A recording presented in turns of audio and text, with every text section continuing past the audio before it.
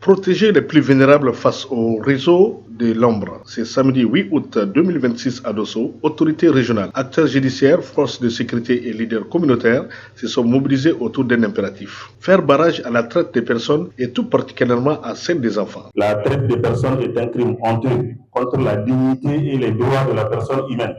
C'est pourquoi, en plus des efforts des pouvoirs publics en termes de législation, de réglementation et de mise en place d'institutions dont nous saluons, il s'avère important de renforcer les activités de sensibilisation des acteurs et des communautés pour agir à titre préventif.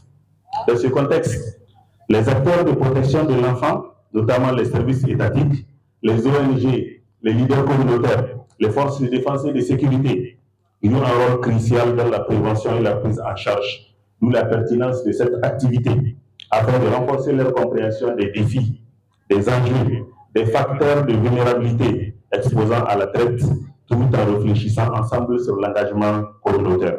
Une initiative de l'ONG JIMED Niger, soutenue par l'ONUDC en partenariat avec l'Agence nationale de lutte contre la traite de personnes et la NAGE, car en tant que zone frontalière et carrefour stratégique, la région de Dosso reste fortement exposée aux risques d'exploitation, de travail forcé et de criminalité transnationale. Votre présence témoigne de l'intérêt que vous portez à la protection de nos enfants contre toute traite de quelque nature qu'elle puisse être. Pour rappel, la traite d'êtres humains est un crime et condamné comme tel tant au niveau national qu'au niveau international. En plus de son caractère criminel, la traite de personnes constitue un danger pour la race humaine, puisqu'elle est afflictive, infamante et déshumanisante. Elle fait partie des crimes transnationaux organisés.